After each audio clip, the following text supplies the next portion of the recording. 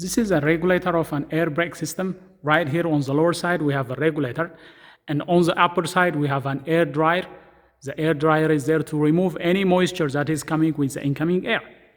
Now, air from the compressor will be supplied to the regulator through this line. You know, incoming lines are always numbered 1. Number 1 indicates an input. So right here we have number 1. Number 1 is input to the regulator. So the regulator will receive compressed air from the compressor.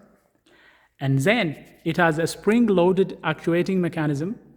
Right here there is a spring-loaded valve. The spring-loaded valve will actually regulate the pressure inside the system. When the pressure exceeds the maximum value adjusted by the spring, there is a valve, a diaphragm-actuated valve, that will open and discharge the compressed air out. The discharge line is usually number 3. So number 3 is vent. And output lines coming out of the regulator, and for that matter, any air circuit on the air brake system, when there is an output, it will be numbered number 2. So right here, for example, we have number 21 indicated right here. 21 means we have 2 is standing for output to circuit number 1. If there are multiple outs taken out of from this regulator, we have 21 indicating output to circuit number 1. If there is 22, it indicates output to circuit 2.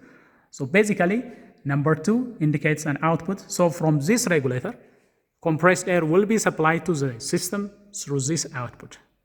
And in some vehicles, we have a regenerative reservoir. Output goes to that. This is an output line. As you can see, it is numbered 22. 22 indicates output to circuit 2. So this is how the air brake system numbering works. So we have 1 input, we have 2 as an output, and we have 3 as a vent. So what does it do? This regulator will sense the pressure inside the entire system. When the pressure is below the maximum set value, it will allow compressed air to pass to the system. As soon as the system gets filled and the pressure reaches the maximum value, it will disconnect this line from line 2 and it will connect it to line 3, vent. It will vent it out. As soon as it gets discharged, as soon as it is discharged to the atmosphere, obviously the pressure in here will start to reduce. Then it will reclose the circuit between line 1 and line 2 again, allowing the system to be refilled again. So this is a continuous process of charging and discharging, as long as the compressor is running and as long as the air brake is being applied. So this is basically the principle of the regulator. It is there to regulate the operating pressure of the entire system. On some, we have an air dryer. Dryers are there to trap moisture and reduce any type of moisture, especially during a cold weather and early starting. They are there to trap moisture and supply a dry air.